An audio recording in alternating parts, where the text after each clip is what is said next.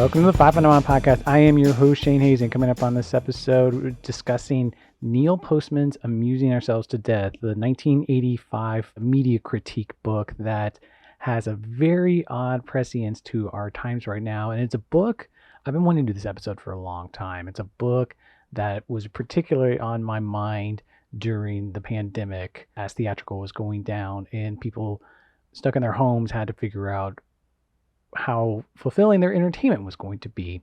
Joining me to discuss this episode, I had a friend of the podcast, Terra Fernandez, who works in advertising. She's a content partnerships director and works primarily in branding. And on top of her expertise, being an old friend, she also has a good tendency to call bullshit on some pretentious theories on my part. So it's a fun episode.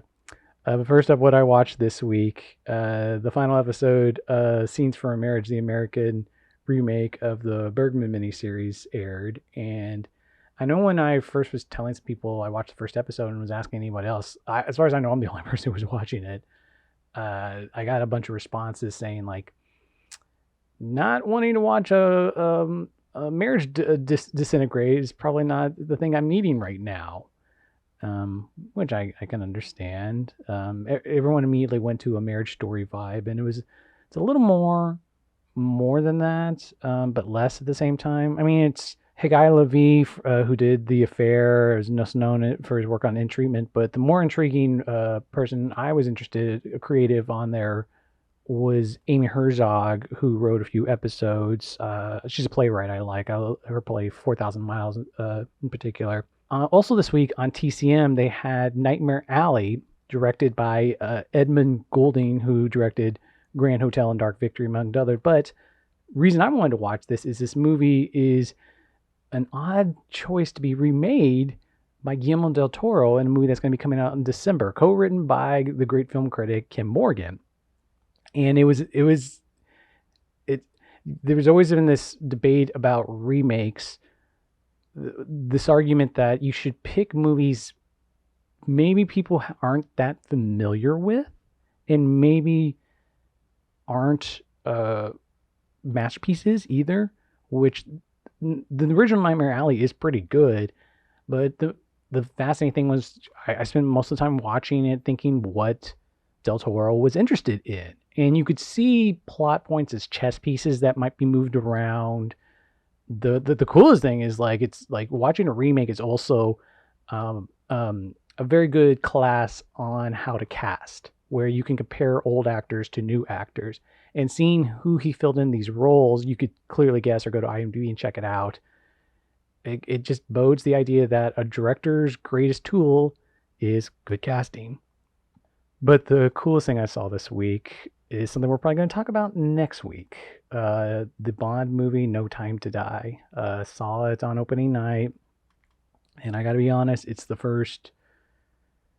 I think it's the first movie. This is the one that really makes me think movies are back. Even though it was a pre-pandemic production that's gotten pushed like 5 times, I really liked it. I not only really liked it, but it was a big movie with big emotions. We're going to talk about it a lot next week, mostly, but on to this episode, Neil Postman's Amusing Ourselves to Death. Warning, we mention it multiple times in this episode, not the most movie-centric episode, especially picking a 1985 media and cultural theorist book. It's a very slim volume, but I have heard about this book from multiple sources, but it most prominently was pushed by Tristan Harris on his podcast, Your Undivided Attention. Most listeners would be familiar with him from the Social Dilemma documentary, and the Facebook whistleblower from last week, too, is probably arguably a direct response to their work.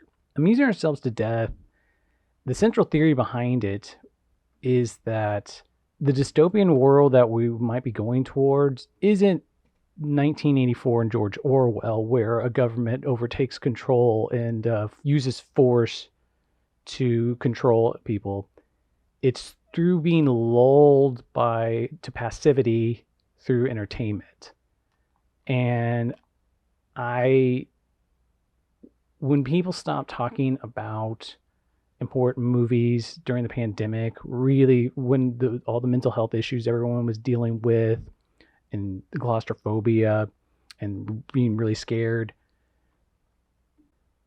As like with the scenes from a marriage argument, I get that we didn't want to deal with stories that scared us more or reflected that, but I just really was thrown off in an almost existential way of how many of my friends were watching shitty Netflix just to pass the time. Like it was like entertainment was becoming a fucking pacifier to people.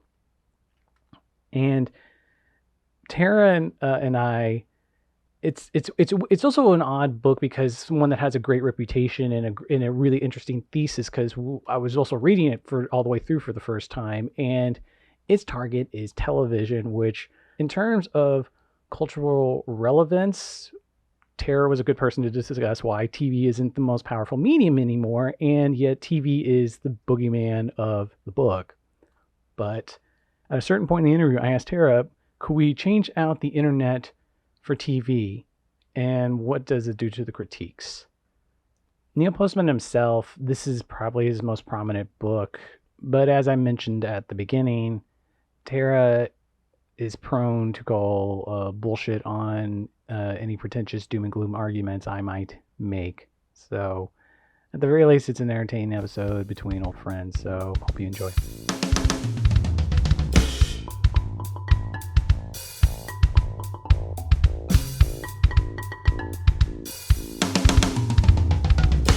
I think you're gonna hate my take on this book. No. Okay, so when I first sent you the text about this, your first response was you thought I was being dismissive, that like I was pushing a book on you, and you're like, I read, and that wasn't it at all. That was not it at all. It was, I'm giving someone a friend homework. Like I'm just making someone read a book they would not be interested in reading I gotta tell whatsoever. you, this did feel like homework. If it makes you feel any better, there's certain aspects of this book I thought, or that has been recommended to me, that came out that I thought were brilliant. Very, the foresight level is astounding. There were, I mean, I finished Oh, the last two agree. chapters about an hour ago. Okay. No, the homework is fine, Wait, that makes me feel better because I finished it last night.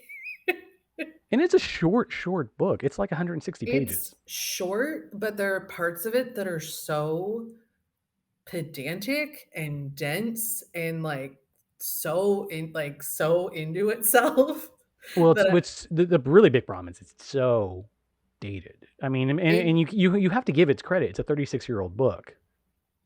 yeah, well, yeah, so parts of it are, like, obviously dated, and I was like, "Oh, Neil Postman would not have liked social media, or Neil Postman would have had thoughts on Trump as a president." Yeah. Which when you're reading this, it's like, that's kind of quaint that you felt this strongly about this then.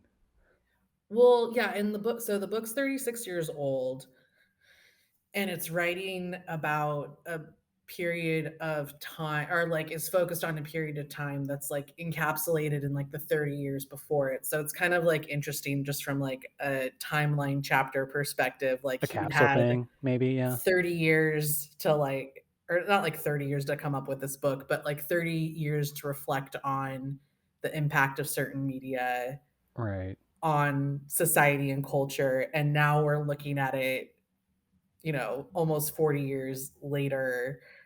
And some of it is still very relevant, but like some of it, I'm like, oh, like the 700 Club part, like wasn't really that. Like The that's, references in particular are kind of hard to swallow. but it's hard not for stuff like that to not be dated, but like Right. still, I was like, okay.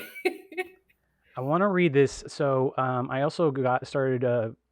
I started the first edition, and then I knew there's a 20th anniversary edition. I forget when Postman died, but I want to say it's like the late 90s.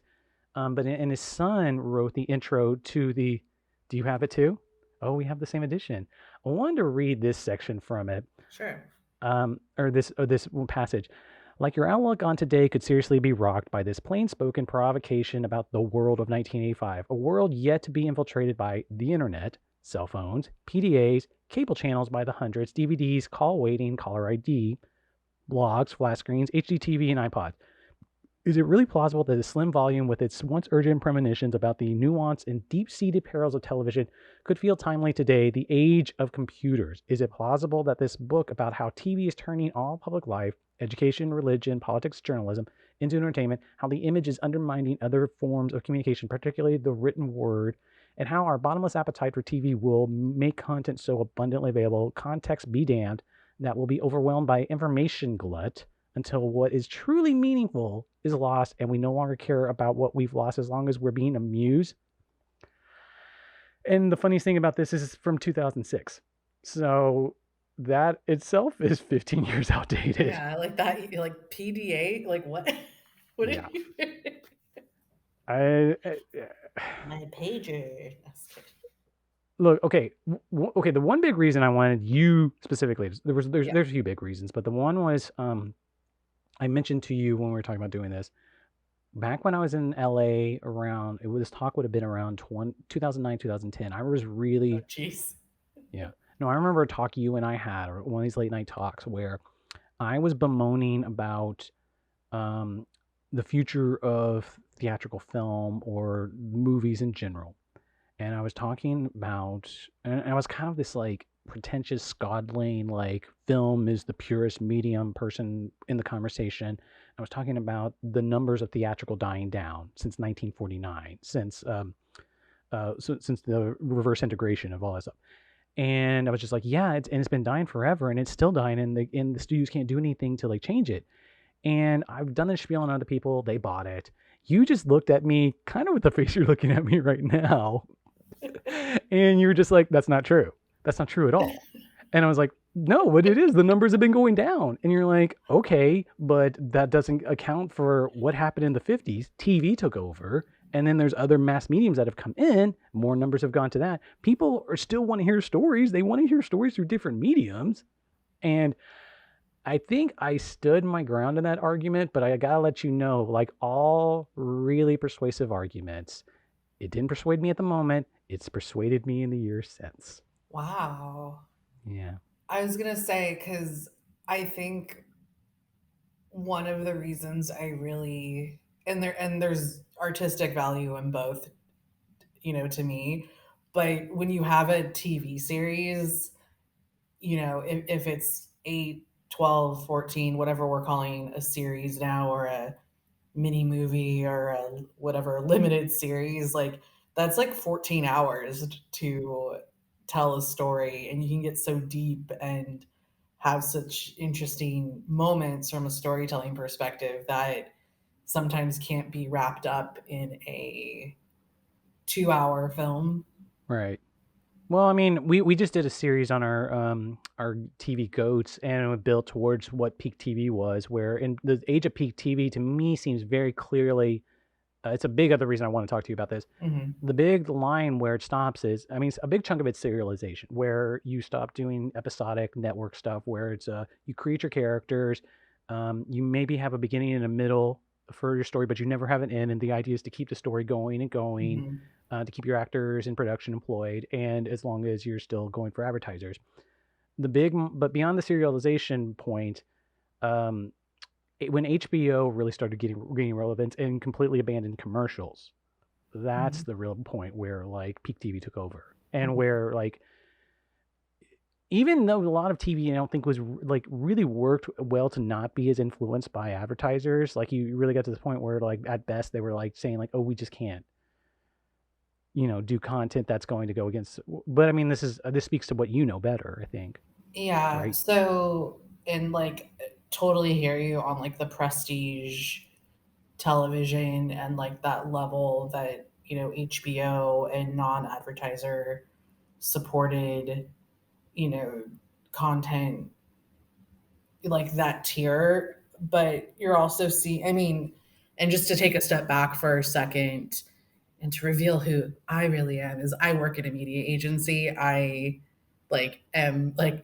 advertising, or not am advertising. I mean, I have a slightly different job where I do branded content and integrations into content. So like I think It is I'm true. revealed why I had you, Terra. I think I'm the boogeyman. No, but I think what's The interesting. boogeyman speaks and Yeah, defends the herself. boogeyman speaks. Listen, we can get into it, Let's but get into it. even if you look at like live broadcast television, like those numbers are going down Okay. significantly and have significantly. Which really hurts the Postman's argument for in the book. Like, Totally. So you're like, with the exception of sports, like those eyeballs are moving. They're moving to another place that's entertainment, that's streaming. And now you're even seeing almost, a huge battle there, which I'm sure this argument will be incredibly dated at some point. But we're look at all the streaming services that have popped up. Some are advertiser supported, some aren't. uh, you know it does show in terms of commercialization of things, like people are willing to pay for things to not have ads, but it's like you pay for that. If you don't want to pay for that, then you're getting some ads. Like I myself, I pay for the premium Hulu yeah. package because I don't want to watch commercials and I'm the one putting the commercials there. I've gone back and forth between it, and it's a distinct difference. We were talking Neil Postman's Amusing Ourselves to Death, and I first heard about this through Tristan Harris, who runs the Center for Humane Technology, and he was instrumental in that documentary, The Social Dilemma, and he's been pushing this book a lot. And I don't think he really cares about the TV argument, or he probably cares about maybe 1/5 of the argument behind this book. But the really interesting point I Mhm. think he's made is that, and the thing that I think the book survives on and really has something to tell us about right now, is whenever we fear dystopian future, we always talk in terms of 1984. Mhm. And his main point is that we didn't end up in George Orwell's future. We ended up in Aldous Huxley's future with Brave New World, where, and the reason I really want to do this podcast right now is that during the pandemic, I really distinctly felt that in the year where theatrical wasn't going to be playing, which had a good reason for not playing, Mhm. being a factor, whenever I talk to my friends about what they're watching, it wasn't this time to go back to the great books. It wasn't this time to go back to even great movies or anything like that. It Yeah. was you'd work from home. At the end of the day, you'd find even more so than normal, even more than like you're like I hate my job. I just need to veg at the end of the day.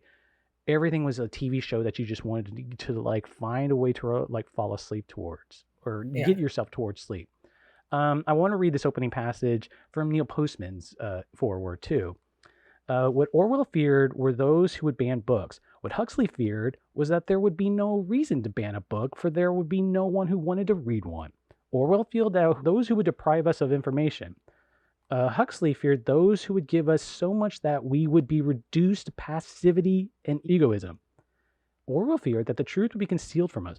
Huxley feared that the truth would be drowned in a sea of irrelevance. Orwell feared we would become a captive culture. Huxley feared we would become a trivial culture, preoccupied with some equivalent of the feelies, the orgy porgy, and the centrifugal bumble puppy. That phrasing, that's interesting, but maybe that's Yeah. not. As Huxley remarked in Brave New World Revisited, the civil libertarians and rationalists who are ever on the alert to oppose tyranny fail to take into account man's almost infinite appetite for distractions. In 1984, Huxley added, people are controlled by inflicting pain. In Brave New World, they're controlled by inflicting pleasure. In short, Orwell feared that what we hate will ruin us. Huxley feared that what we love will ruin us. The That's Is this it's part of the just pretentious stuff you hated? yeah, Because but I do like Bumble Puppy. okay, so the part Like, that I was hard on you was the one part you liked. I think I just like that word. And part of this goes back to the conversation from back from 2000 all the way back in 2009, where Mhm. basically the reason I was asserting that I want theatrical movies to be have primacy is that's my medium. That's what I Mhm. work in. That's what I love. So Mhm. that's my team. That's why I was pushing this more than anything else. But there's no good reason why. Because the other really cool thing about this book, I think, is that it really does try to contextualize the pathway with which civilization built off information, going from the oral tradition, going to the written word, to the printed press, Mhm. to TV. And I mean, you're capturing 2,000 millennia of progress there, which now is like accelerating super fast. And so, yes, he hasn't gotten to the internet yet, because, and at the same time, it only happened a few years later too. So Yeah, I just feel like he's really mean to television, and and again, it's of its time, like, but I there's parts of the, like, when he goes really deep into, like, the educational aspects, which is, like, later in the book, and he talks about the voyage of Mimi, which he said, like, it was something we would all know.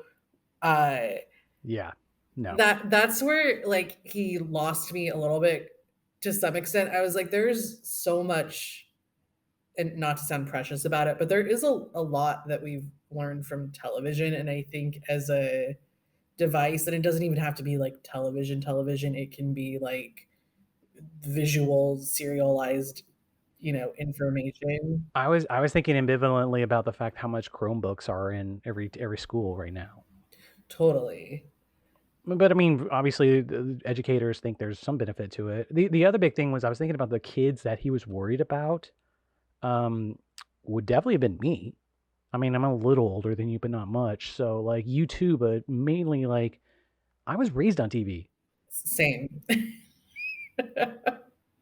Like, same, but I don't think it can really be ignored that there are complicated thoughts and, like, different types of lifestyles that have been shown on television that have Mm. helped society progress. That's kind of a general statement, but, like, there's not, like, I feel like he's really worried about, like, critical thinking.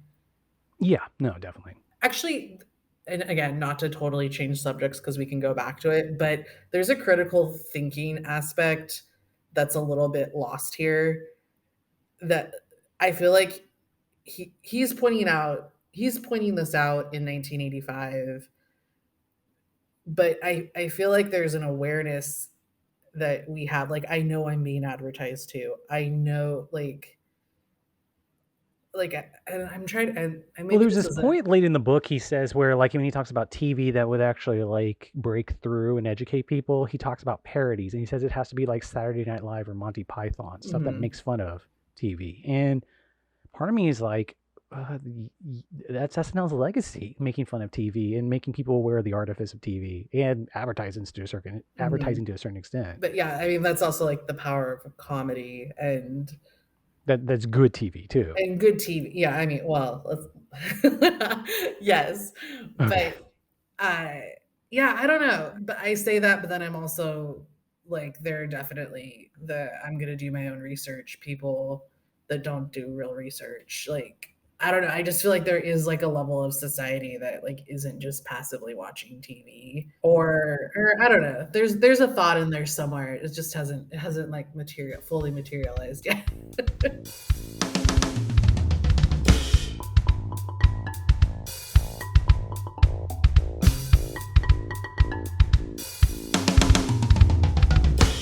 There's a lot of I mean, there's a certain point where he seems to presuppose. I mean, he keeps saying that like there's good TV, but all good TV is still junk and a triviality. Yeah, yeah. Oh man, he would have loved the Kardashian. We live in an age where, from like at least a movie versus TV standpoint, and I've been saying this forever, TVs have been significantly better than movies for a long time. Now, versus the printed word, I don't know. That's a different question, but that question also goes into the primacy of which medium actually gets to more eyeballs and actually affects more people in Mhm. a deep way. And so, yes, if you want to say that TVs has a superficial, is typically a superficial, generates a superficial reaction out of people, sure. But there's been depthful TV that has, yeah, I didn't even mean to turn this into like defending TV, just because like it's almost irrelevant. Like this book would play so much better if you just cut and paste internet for TV. For You know what I mean? TV, yeah, actually. Like, yeah, yeah, yes and no. But I don't know, books haven't gone away. I'm not saying they've gone away. I'm and well, also I wanted to give you a chance. Did you actually read your David Foster Wallace essay that you mentioned to me? Oh, no, I didn't. Okay, Uh, good, because I tried and I like David Foster Wallace. yeah, my again, because my friend let me borrow this book. He's like, "Oh, you might also like this," and I was like, "Okay." No, it's still buried in my room somewhere. I got to a certain point where I was like, all right, I'm just going to skip around, see if I can find for Amusing Ourselves to Death is mentioned. And it was not, as far as I could tell. Or I missed it because I was so. Again, a more prepared person would have would have done that. I feel like I should have, but then I'm like, that's not really authentic to who I You am. read this book, Tara. You read this book. Like, do you like? I've pushed this book onto people before, and then I barely finished it. I feel really smart. I mean, I had to look up how to say epistemology. I'm so glad you brought up the word epistemology. Epistemology is like my trigger word for pretentiousness. It and semiotics are the ones where I'm like, oh no, someone's writing about this in depth. I'm not going to pay like this. This person does not really seem interested in communicating anything to me outside of an academic setting. Like when I tell you, I had to look up one to make sure I really was sure on the definition, and then two, Actually, if I'm honest, I actually had to look it up again too to make sure. and then I had to look up how do you say that. And I was like, oh, also, I majored in television, and like, there's a theory element to like the degree that I have, and like this, I was like, how did I not read this book as part of my major? Or maybe I was supposed to read it and I just didn't. What kind of things came up from college that you remembered while reading the book? No, just the thought of like television's impact on culture. I think there's definitely like an optimistic way to look at it, and then a this way to look at it. Right. But no, it just reminded me of like reading a book in college about, because like there's all these other theories about television and about gatekeepers and about when you look at news and sharing information. Um, and again, I was there's like the cone of silence, and like there's people who feel a different way but then are too afraid to say anything because that's not what's being projected back at them. Hmm. There's like all these like more theoretical, or not even well, yeah, I guess theoretical, but there's all these like terms for communication Mm-hmm. that I half remember and doesn't really impact me on a day-to-day basis, but this book just reminded me of all those, like, I didn't read this or I read this once, or I should know more about this, but I don't.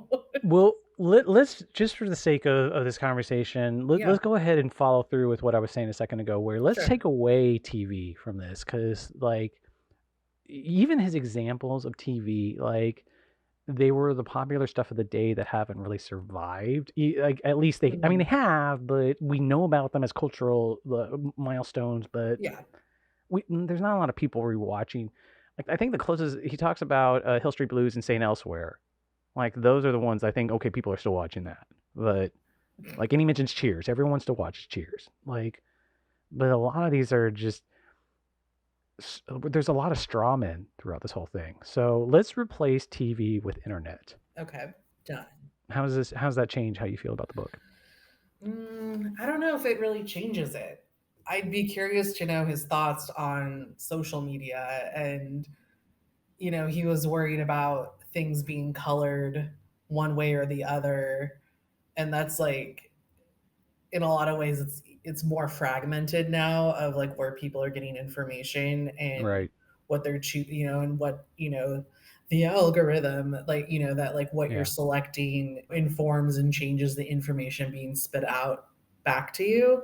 So yeah, there's definitely something, like, I don't it changes it, but it doesn't necessarily make it better or worse. But I don't know. Do you think if you replace television with the internet, like how does that make you feel about it? The specifics, not necessarily, but everything else, yeah. Yeah. I mean, like, well, I think there's this hoity-toity academic view. There's still a lot of uh, there's an like I hate to use this term just because I sound like a uh, uh, in like a angry Midwesterner, but it just there's a tone of superiority about academic tone of superiority about what TV does to us, which and it's weird. It's also that thing of where like I'm on your side, dude, or the internet is like I'm on your side, but you sometimes you make this sound like well, actually, you know what?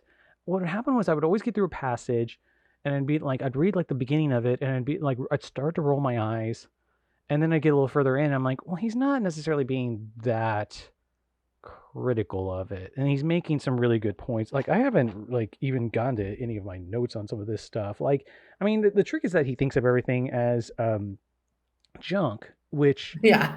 what he's describing is junk, but like, Yeah. and so therefore, when he's describing the effect it has, okay, he's not inaccurate on some of that stuff, but I mean, you can't measure society by its trivialities. Is one of his quotes from that. I just found it. If you start to like ignore a lot of the harshness of the criticism, there's insights in here about how a medium changes, or and how what the next medium's going to do. Like he talks about, he has this thing called the rear view mirror thinking, where a medium is an extension or amplification of the older one. And I started thinking about this, and like, if you think of the internet as being right now 40 years old, which let's okay, the internet was probably invented in the late 60s and stayed in academia, but when the government started putting money into the internet, it really is like early 1980s, right? Mhm. So if you think of the internet as 40 years old, and then you think of television as coming from the late the early 20s, or like I was it 1917, around World War One era. I forget when I was gonna say, I feel like it was invented in the 20s. Yeah. Farnsworth and Sakharov or whatever, those two guys fighting. Yeah. Um, so if you say 40 years into the internet's a progression, and you ignore the fact that like how much technology grows and like and changes society quickly, like we're only to the 1960s point for TV with the internet, Yeah, you're right. where advertising significantly changed in the 50s. I mean, he has some really interesting points on what changed with advertising, where he talks about how um, you had to like make sure in a TV ad that you're factually stating what a product does. Mhm. But in the same time, he's before like the branding revolution, where everyone, or he's in the very beginning of the branding revolution, where people are still like arguing about don't show your product on TV or show your product on TV, or like do we make a brand that everyone wants to be our friend, where which seemed to Yeah. take over more significantly after this point, which was way more effective. Yeah, the his discussion on advertising also obviously piqued my interest, but and I think it also speaks larger to people's relationship with their television and the information coming out of it to them. And like obviously, advertising has an agenda, and that's also what pays for the other things that are on TV. Well, one of my favorite critique interesting things everyone likes to talk about with the internet and all the problems with everything, capitalism, what Facebook, Mhm. social networks, all this stuff, is our incentives. Mhm. Well, advertising is the mother of all incentives. Like that's the thing that makes money, just because it's the thing that makes us want to spend more money on something. And Pays my it's the salary. No, I'm just kidding. well, it's the thing that stirs up the economy. It is, and there's a whole nother conversation about if advertising works or not, and digital advertising and all that jazz. But What is that conversation? like where people are trying to advertise to you is where there are eyeballs. So, there's a whole, there's social media you're advertised to on. You don't pay to have Instagram on your phone, but then when you're using Instagram, there's ads, and then there's Is this transaction like the attention a economy? little You can actually bit. use a Tristan Harris phase. Oh yeah, that's what that's called. There's that. There's, TV still works to great success. How does it still work? Sports is what you mentioned earlier. Sports, no.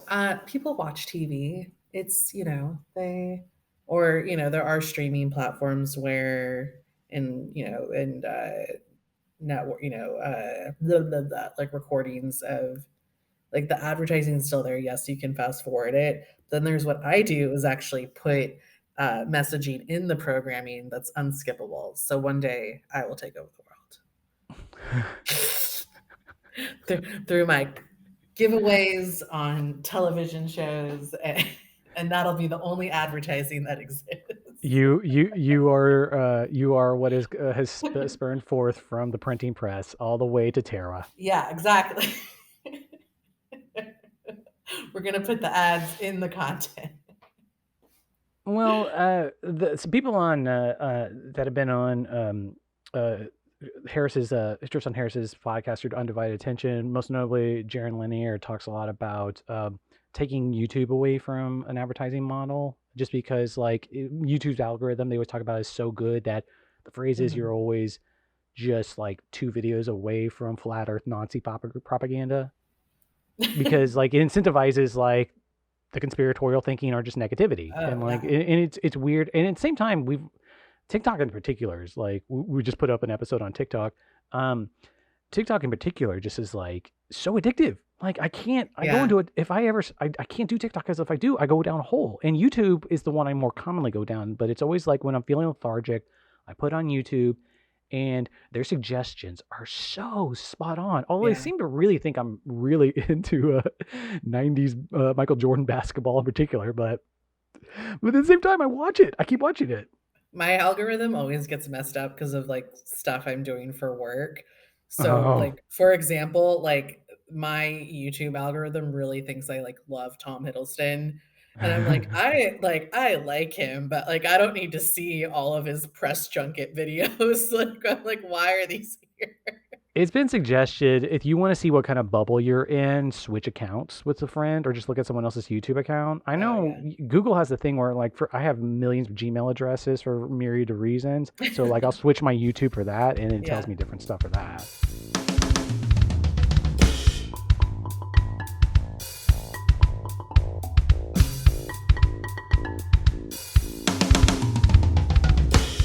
I was gonna say the one so when I, like, actually started taking I was like, "I should take notes. I should, like, prepare." Okay. But there was one that I wrote down that came up that I thought was a little prescient. Well, maybe not, I don't know. Well, but just, the conversation about disinformation, I don't know if you had that in What your note. particular stood out to you about it? Just, like, even I it just it what stood out to me about it was I felt like that was a buzzword that we almost kinda grew immune to, with, like, the Recently grew Mewtwo, or like Mew even then?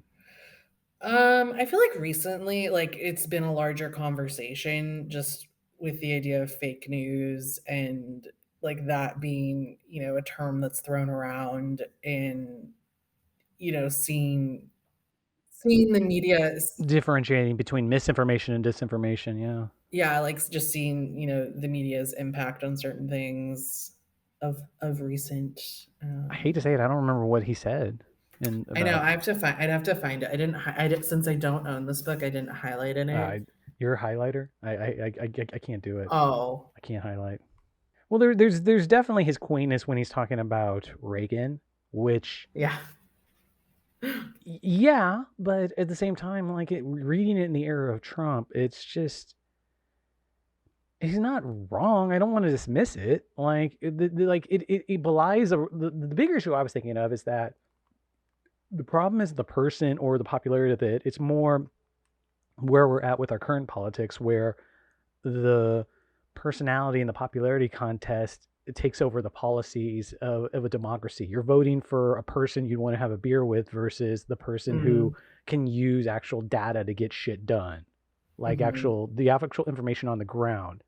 And then you get stuck in these manufactured consent ideology bubbles that are based on our own narratives and assumptions that are inherently limited, and but at the same time and it turns into a TV commercial who can convince you that they're like a cooler person and they're not a dick, which goes back mhm. to this like idea that like old political idea that someone's trying to pull a fast one on you, Yeah. but all of politics is trying to pull a fast one on you right now. All it is a game to stay in power and keep getting reelected. as someone who's listened to the Hamilton soundtrack a lot, You're I bringing up Hamilton. Okay. Oh. I felt again, they didn't even have TV. Sorry, did you want bad jokes in this? No, Because no, no, no, no, I've no. That's got fine. them. That works. I was I've got the one them. thing I did read in the David Foster Wallace essay is I can't remember who it was like DeToff or I forget who he points out that Americans have been through like interested in sensationalism and superficiality. He wrote an essay in the early 1800s about it. Like Mhm. it's something that's his argument was that it's baked into why American capitalism has worked as well as it has to make America as wealthy as it has been. Or at least I don't know if actually that really wasn't David Foster Wallace was saying. He was just saying it was baked into America. But Also, question for you. okay. Is it disrespectful to Neil Postman to make this podcast entertaining on any level? Or Do you want it to or be wait, Tara, do you want this to be educational? Because if it's gonna be educational, then it can't be entertaining. or did I miss the point of this book? Uh at one point he mentions the Lincoln Douglas debates and he talks Oh, about is yep. there an audience of Americans who can endure 7 hours of talk or 5 hours or 3 hours of talk? And I immediately thought of podcast. This goes to this idea that as much as media maybe is he brings up Marshall McLuhan a lot, and Marshall McLuhan talked a lot about the differences between hot mediums and cool mediums, and the cool mediums being the ones that you can let passively take you over. Mhm. And part of the reason I've been obsessed with podcasts lately is because I feel like it's a hybrid between the two. It's a great mix between the two because it is the 3, 5, 7 hour talk that I can Mhm. do something else while I'm doing it, ignore for large parts of it, and then suddenly come out with the profundity and nuance that I need that is not being given to me in TV or the internet should be given to me, but it isn't. Mhm. Yeah. I agree. Okay. That goes into a little bit more to why I think the internet's a good interchangeable boogeyman for TV in this because there's a book I like that I actually was reading when we would have been talking in 2009 by Nicholas Carr called The Shallows that goes really into why the internet really takes long form concentration and really screws with it. And it talks about Mhm. basic things of like how journalism switched from printed paper to the internet. And it talks about when you read, say, a New York Times article and you read it on a page, you got a straight stream of text. But when you look at it on the internet, it's Mhm. broken up by constant ads. And the page changes constantly and is constantly moving to distract you from the actual content, what the actual text is. So like an ad is constantly trying to get you away from concentrating on it. Like that's one basic way the internet is hard to do long form concentration on. But what about like the endless scroll? What about it? I mean, are you saying like text blocks in the way like we sometimes so casually ignore text blocks or long reads Mm, or a book? To be fair, a book that is not engaging us, that is just like you got a 1,000 page doorstop that you're never going to read, I mean, yeah. or a I 160 page book that's a chore to read. or this yes. I feel like I could just talk about an hour about the struggle of reading this book. No, I'm so glad you read this, Tara. Thank you. Thank you. That is a real good sign of friendship that you read yeah, this. I was like, I'll read Yes, this. you I am your friend, barely. I read this. Your friend barely. I will read this book. No, I wasn't expecting this book to be so pedantic. And I said that word before, but like I just was like, wow, here we are. We're doing this. Did you get all and like what beneficial did you get out of the book? Did you Ooh, see great. anything differently, or did you say like there's like beyond the disinformation stuff? Did you see some of the stuff? Anything that was like, well, he nailed something. Um yeah, when he started talking or when he brings up the politics of it all, I was like, well, you're not wrong. Fair enough. Like it like as I was reading it, I was like, oh man, he would have loved like I was like, man, 2016 would have Well, what really do you think messed he with would have it. thought of George W. Bush too? Um, I don't know. Like similarly, the nepotism there, I think, would have played is like I feel like the bigger headline, but hmm, that's a good question. I'll have to think about that one. That's why it goes to the point I was making earlier about politicians increasingly being, the headline thing that everyone who thought Reagan was ghastly as a concept for a politician was an actor. To quote Back to the Future, Yeah. like, and it really pushed this idea that politicians are selling you something, and to convince you to do something, they're selling something that might not have substance to it, and increasingly you're voting for personalities and not policy. Which, I mean, I say increasingly, but it really is more like we're just finding out we've always been voting for that since the beginning of our democracy. I was gonna say that's It's not outside the founding fathers and how much we in Hamilton might have made them legends, like in the Federalist Papers. Maybe not. One point I wanted to make that I thought was just it's in the very last pages. oh He just stumbled on this, but talking about um, data. Data being more profitable in the last 2 to 3 years than oil, and how the social media companies that's the main way they're making money. It's funny because he says this after first starting talking about how thinks that computers are an overrated technology. But then he says a central thesis of computer technology with the principal difficulty we have in solving problems stems from insufficient data will go unexamined until years from now, when it will be noticed that the massive collection of speed of light retrieval of data have been of great value to large scale organizations, but have solved very little of importance to most people and have created at least as many problems for them as they might have solved.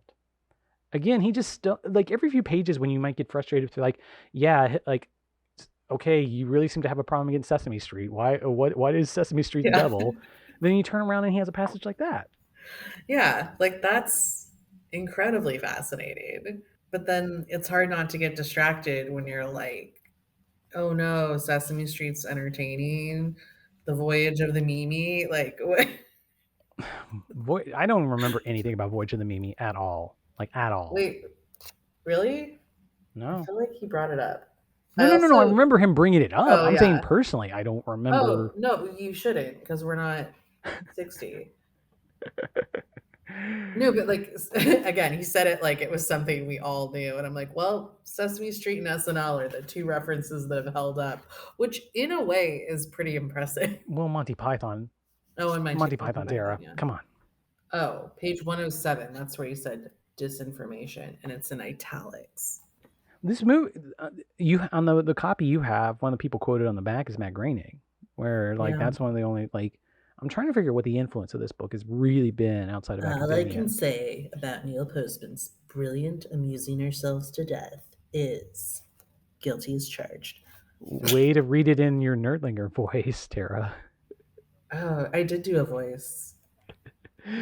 I thought of around this time would have been when broadcast news came out, and it just feels like a lot of the TV commentary doesn't go beyond broadcast news to me.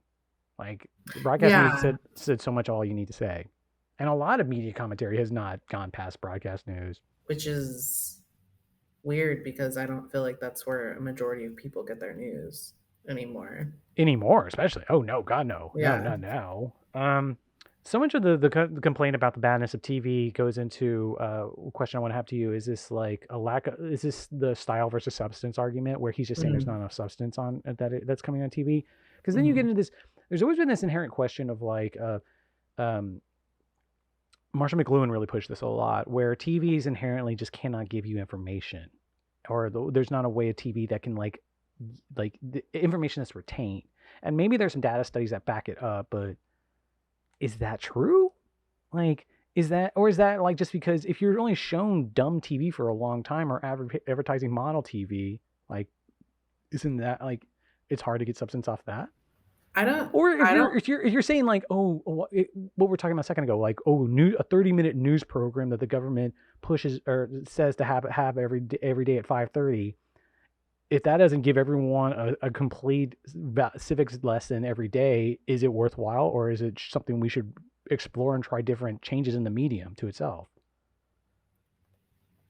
wow, you said a couple of big you had a couple of big swings there.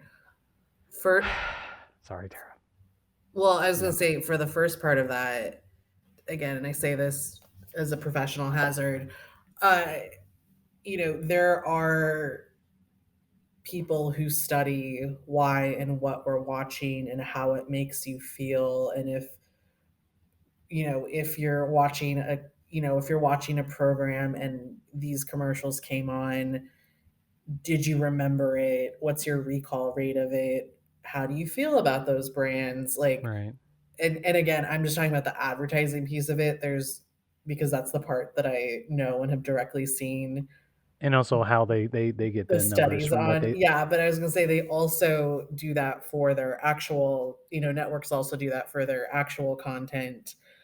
Uh, and again, when you talk about data collection, like Netflix isn't, you know, doing the remake of whatever show because, for their health, they're doing it because they're like, oh, this data we've all collected about what everyone's watching puts that back out. So, anyways, but to go back to the actual point of what you were saying No, no, no, no, no. is That was actually really interesting. Because you, it's funny because like people like to make the joke that like, why does Netflix not recommend if they're so good at data? Why don't they recommend everything perfect for me? But at the same time, then they put out some anonymous piece that's in their top 10 for like 2 weeks, and you find out later, oh yeah, it had 80 million views. totally, and they also don't really share those numbers, Right. but they have them. And um, they act on them. and they act on them, but like those things are measured. Like we're always into like looking at like awareness and sentiment and recall and like did any people, we paid all this money for these ads to be in this spot, did anyone remember our brand, or like what did they take away from it? So like there is a science piece to that. I didn't doubt there was a science piece or even that it's like an ongoing scientific sense of discovery how to get more effective with it too, especially once data comes into play. Totally.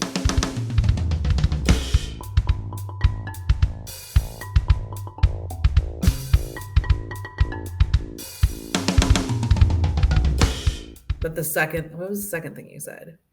Style versus substance was the main Oh, thing style that versus I was going substance. through this where like like is the argument that just like because clearly TV is giving us the key information we know to the day, but is it contextualizing it in a way that relates to our lives? Does it make us feel that we have control over our lives? Does it make us feel that we're involved in a democracy? Ooh. You know, this is a movie podcast, Tara. Is it? Technically, it's supposed to Oh be. my gosh. I Yeah. had no idea. No, I'm This just all kidding. started because I was just like a few people gave me some like boring ass recommendations on Netflix, and I was like, and there are people who are like would have watched movies normally during the pandemic. Should we talk about movies that are about TV? We already talked about broadcast news, I'm so teasing. Should um he's also really mean about news anchors being pretty. you don't think And that goes to my broadcast news critique? Why totally. you think that's not legit, or do you like? I mean, we like I guess like I'm like I don't have a problem with it, it's not that I have a problem but with it. You I just you see like like you constantly look at like why was the nightly news so influential for so long, Mhm. and is it just the three networks versus the 5,000 networks? Like I feel like a conversation about like the news and the gatekeepers and who's what information is available to whom at what time, like it's all incredibly important, but it also feels like Is it a different conversation?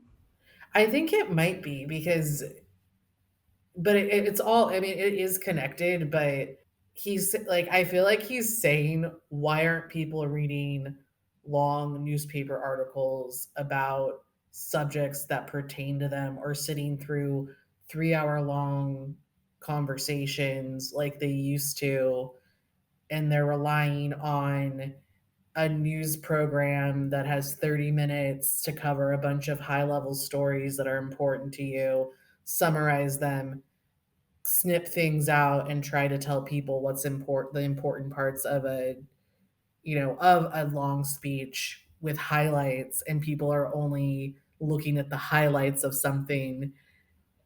Well, if we're still replacing the internet with TV, which we haven't for a while, I think the issue is that it's more apropos for right now. People will read an article, especially, which isn't something that he discussed, but is a big problem right now, where you read something inside Mhm. your own bubble, and then you think you're informed on a subject that does not make you persuasive on it at all, but also gives you the illusion that you've done your civic duty. Like the I changeover, I think it's people are reading the headlines and thinking they've read the article.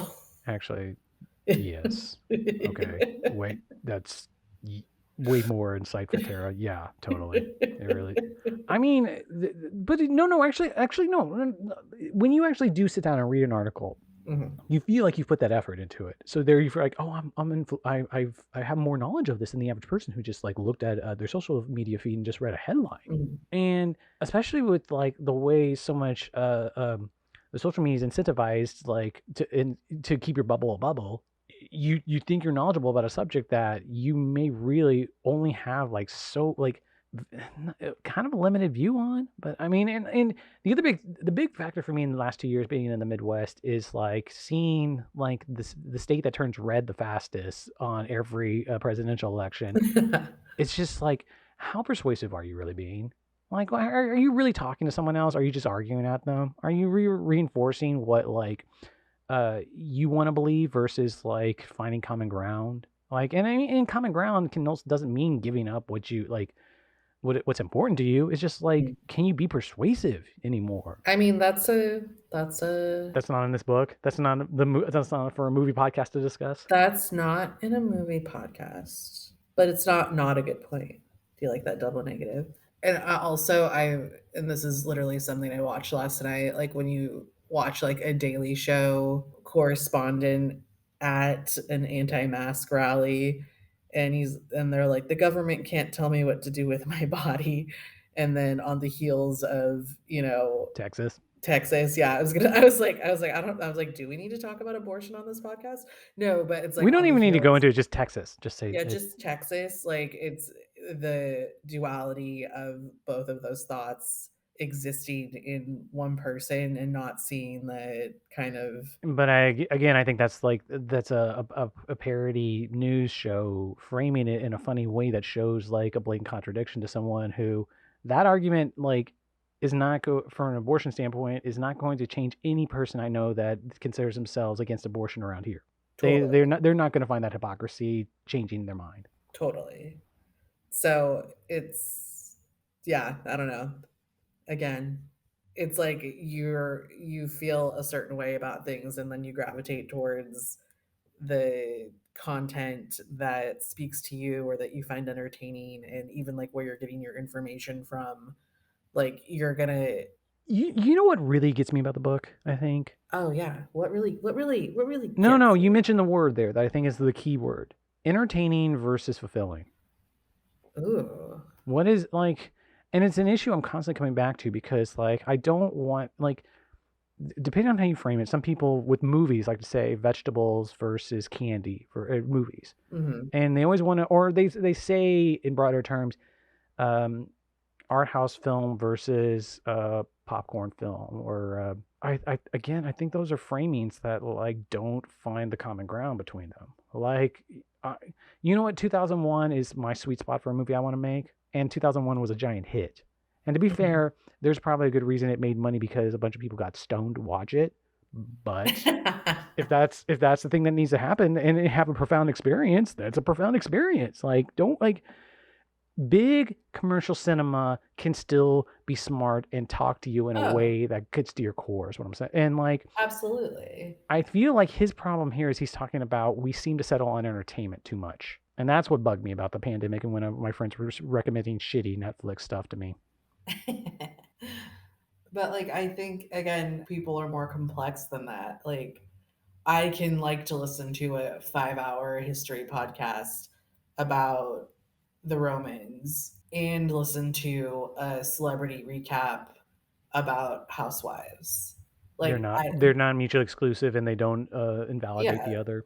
they don't. Like is it, if I was doing like a psychographic on myself, is it a little weird that I like to listen to history podcasts and very popular pop culture things and murder podcasts. Like it's like all of those things, all of those interests exist in the same thing. Like a lot of what I consume, it's a little bit of everything. There's a passage at the beginning of the book where he doesn't sound condescending, where he celebrates the trivialities of what he uses the term triviality, and he does use the word junk, but he's trying to say like there's clearly pleasure in it, and there's Mhm. clearly something that the diversion or I mean, like I feel like the central argument is like diversion can't be the main thing, and I mean that's what you're saying too, isn't it? You could do both. You can do it all. Is my You can have it all, Shane. I thought you were literally about to do a cigarette ad on me from the early '70s. I would love to. Okay. There was one part where he like gets really critical on the machinations of TV that like they don't hold more than 3.5 seconds Uh huh. on I a can remember that particular part. Yeah. and I don't know why that was really funny to me. Like I was like okay. Like I was like, "Oh, now we're making TV." Now you're mad about attention span.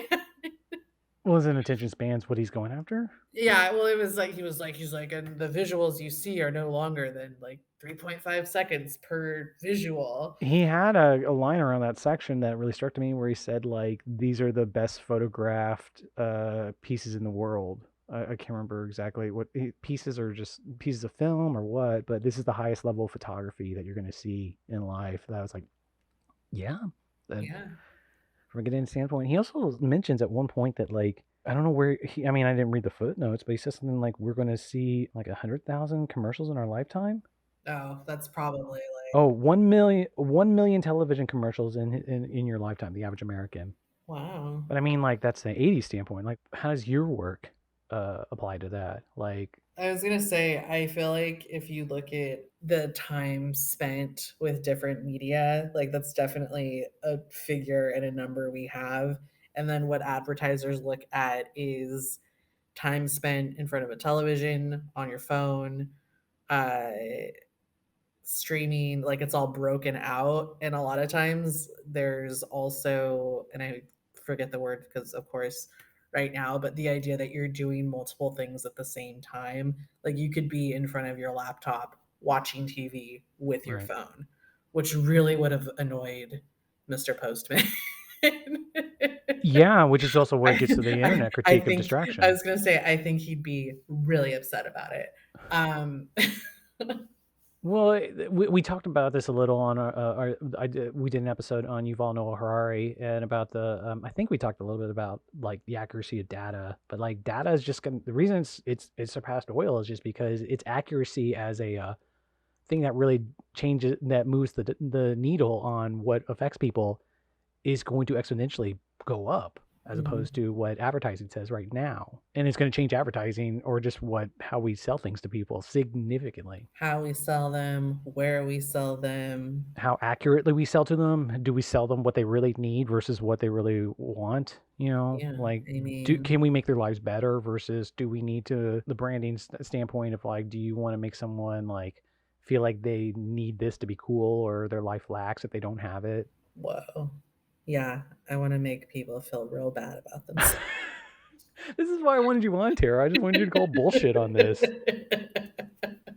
I just want you to have a bummer, man. Different products for different times. Now I'm gonna go rethink my life and go work in a library. I don't know. I was trying to think of something. We're working Neil Postman's. I don't know what college he worked at, but work in academia. NYU. When I was doing some light research on this book, one of his lectures came up. I don't know, like I listened to his introduction. I didn't listen to the whole lecture, but I listened to the I seem introduction. to get the feeling that this was the most significant book of his legacy. I also get that vibe. Okay. But I what I do like about it, even though I just complained about it a ton, the idea that there's an academic study of what technology and media and its impact on us as humans is taking, and that you can major in this in college. So that's fun. College TV majors are the only ones that are going to get a benefit out of this, apparently. Yeah, like from that perspective, I enjoyed it. As someone who took a long time to pay off their student loans, glad it came in handy. For the TV on the radio aspect, I want to point out that for like, especially like the last half hour, you've just been like pointing the book at your video camera. Oh, Like you're just this like, is a full prop for me is waving this book in your yeah, face. you were just waving. It's like this book. This book, like an advertiser. Shay, I'm advertising this to you. I read. As my friend, I want to thank you for reading this book, for doing my homework assignment that I assigned to you. I mean, a lot of the times on this show, I'll pick shit that like is just excuse because I've been meaning to read it and I want to engage on it to talk about it afterwards. And it'll turn out that maybe I don't feel that strongly about it. I think this book, I really think that the Orwell versus Huxley argument, the 1984 versus Brave New World stuff, really stands the test of time and is really telling. It has a lot to say to us, and like you know, the point we came on towards the end, entertainment versus substance, is something I think we're going to have to still like grapple with for a long time. So I think that's what the for me I got out of the book. Entertainment versus substance. I mean, Are why they can't even it at be odds? both? Are they even at odds? I feel like he's saying they are, or that the substance gets, muddied and diluted by entertainment, by trying to make it entertaining.